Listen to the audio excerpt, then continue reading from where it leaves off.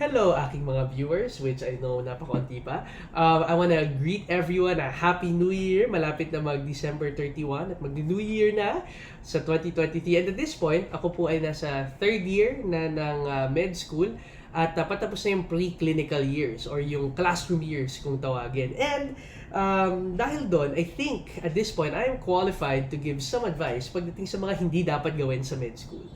You heard that right? Yung mga hindi dapat gawin sa med school. I think other people are more qualified to tell ano yung dapat gawin. Pero ako, I have become an expert in what not to do. Na mayroon akong author na favorite, ang pangalan niya is si Thomas Shash. And sabi niya, you don't need to be smarter to be wiser. You just need to be less stupid.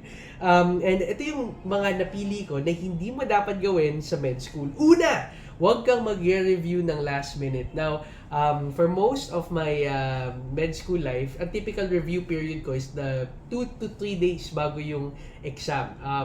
I typically just read the summaries and let me tell you, pumapasa pero hindi siya yung inaasahang score. Especially when you're reading 20, 30 pages per chapter, it's not gonna work out. So, I highly recommend na immediately after nung lecture, magbasa ka na or even during the lecture, read along with the prof. Now, number 2 is don't waste class time. One of the things para makaiwas ka dun sa pag-review na last minute is to maximize yung time na nasa classroom ka.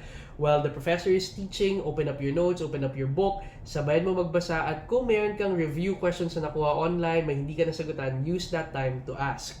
Now, number 3, ito, favorite ko to, don't passively read notes.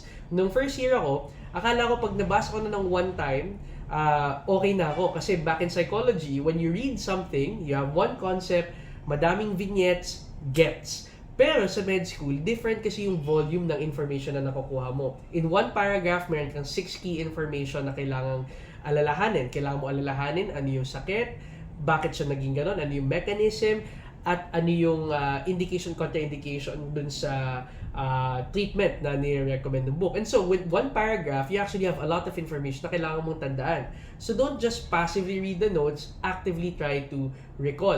It could be through mnemonics, gawa ka ng mga nakakatawang shortcut. Halimbawa, sa akin, naging helpful yung M1, 2, 3, 4, 5. Yung nasa taas, yun yung connected sa isang particular system, yung dalawang nasa baba, yung M2 tsaka yung M4, that's also connected to a different system. So up to you kung paano mo gagawin yon.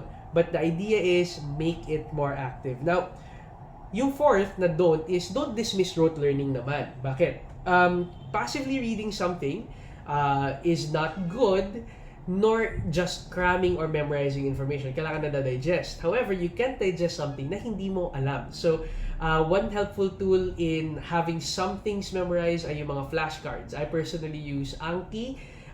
Then eventually, medyo nag-try ako ng Flippity. Regardless of which one works for you. Maganda sa Flippity is anytime pwede mo siyang gamitin. Si Anki, ang maganda is may spaced repetition. However, ang downside ni Anki, kung hindi mo na-practice na maayos yung spaced repetition, you dead.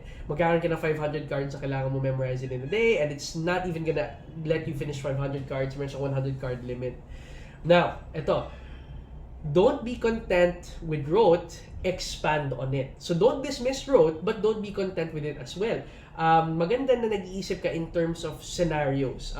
Recently, dahil face-to-face na, I got a chance to meet with some of the stellar classmates I've had. And nakakagulat kasi ako, na-memorize ko yung 500 MCG, 300, 500 MCG, yung maximum na kailangan for this particular vitamin or nutrient. And then sila, the first question they would ask is, paano kung buntis yung nagtitake? Paano kung iron deficient yung nagtitake? Paano kung, so basically what they do is, here's a concept, instead of cramming kung ano yung dosage na kailangan, ano yung indication, contraindication, they would put a scenario in there. And I noticed na when I started doing that, relatively nag-improve din yung grades ko sa exams.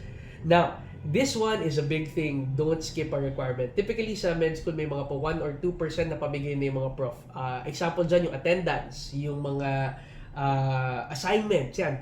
Kaya kung assignment yan, homework, i-google mo, ilagay mo sa isang Google Doc, isubmit mo, saglit lang yon and you get 2% free. And for some people, yung 2% yung clincher between failing and passing.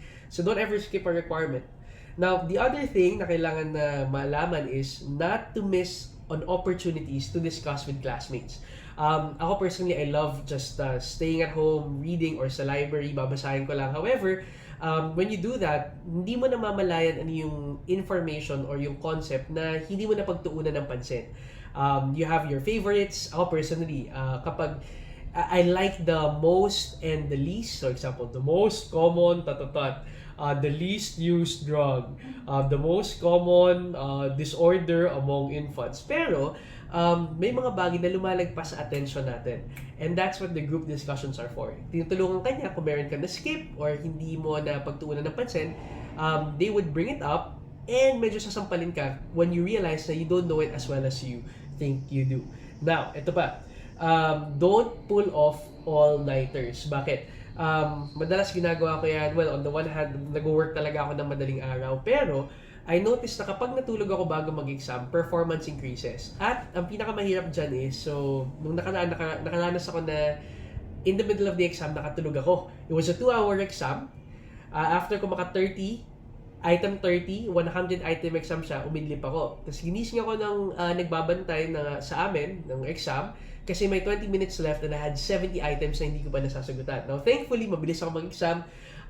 Decent naman yung score ko, pero pulling off an all-nighter has less benefits to offer compared to the boons you could get. And last is, don't go through med school on your own. Ano ibig sabihin nito? Kung may mga association or may mga organization na available, sumali ka.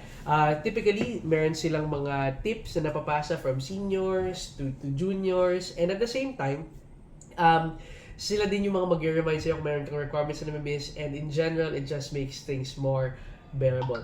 So, I guess yun yung mga don'ts ko for med school. If ever I become confident to share the do's, I'll let you know about it.